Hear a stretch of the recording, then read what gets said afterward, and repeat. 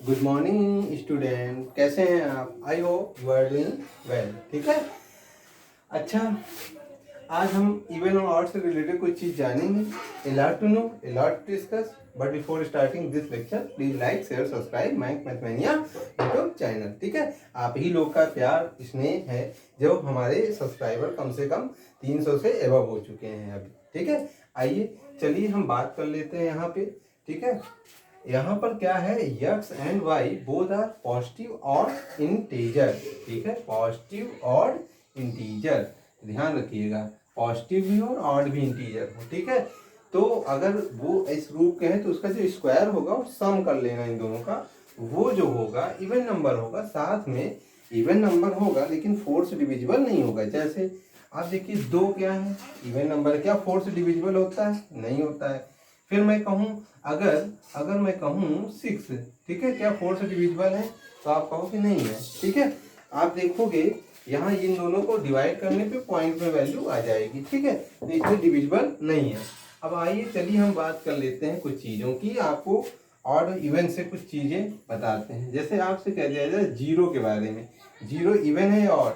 ठीक है, तो आप ध्यान दीजिएगा, जीरो बेटा इवन नंबर है। जीरो क्या है? इवन है। इसका कारण क्या है आप जानिएगा, even plus even, even plus even, और दूसरा ऑड प्लस इवन। ठीक है। और फिर तीसरा क्या है, ऑड प्लस ऑड।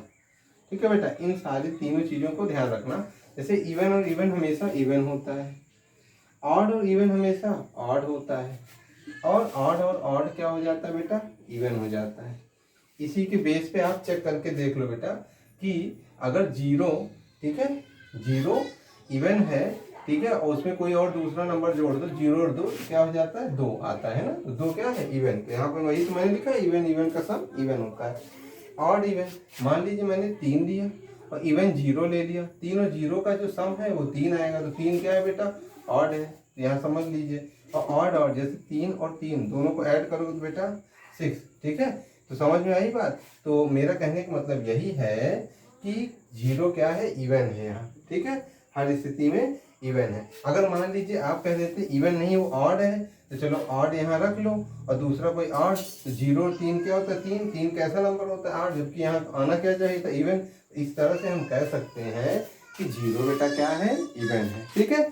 चलिए आइए, ये सब तो एक छोटी सी बेसिक चीज़ थी, मेरे दिमाग में आया। चलिए आप लोगों को कुछ बच्चों ने प्रूव करके कहा कि दिखाइए कि जीरो इवन है, तो मैंने कहा लाइए आज थोड़ा सा बता देते हैं आपको। आइए आगे का डिस्कशन करते हैं जो टॉपिक से रिलेटेड है।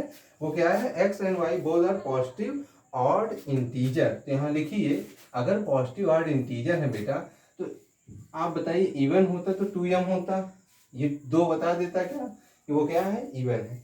लेकिन इसी के आगे मैं +1 कर दूं तो वो क्या हो जाता है? ऑड हो जाता है। ठीक है। इसी तरह से जो दूसरा है, मान लीजिए यहाँ पे लिख लीजिएगा, लेट x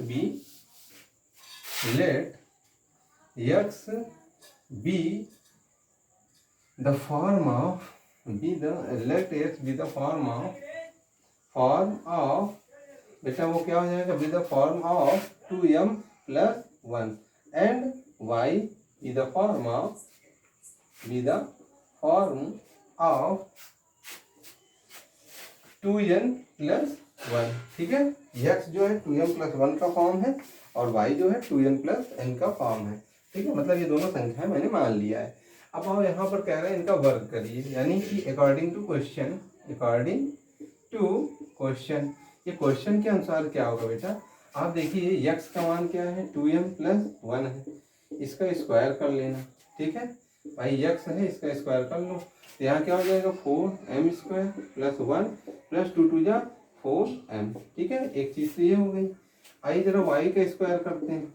ठीक है, y² क्या है? 2n + 1 है, इसका स्क्वायर 4n² + 1 और 4n हो गया। ठीक है, इसमें किसी कोई दिक्कत? अब देखो यहाँ पे बेटा, दोनों को सम कर दीजिए। ठीक है, x² + y²। नाउ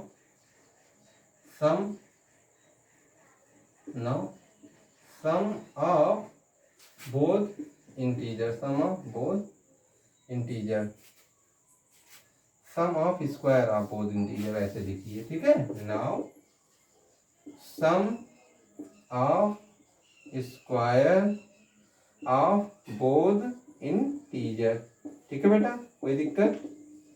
ठीक है, तो आप कहोगे x square plus y square, square किए हो ना, क्या है 4m² प्लस 4m और प्लस 1। ठीक है, इसी तरह से यहाँ क्या हो जाएगा 4n² प्लस 4n प्लस 1। आप देखिए जरा 4m² प्लस n² एक साथ कर ले रहा हूँ, 4m प्लस n एक साथ कर ले रहा हूँ, और साथ में बेटा एक एक मिलके 2।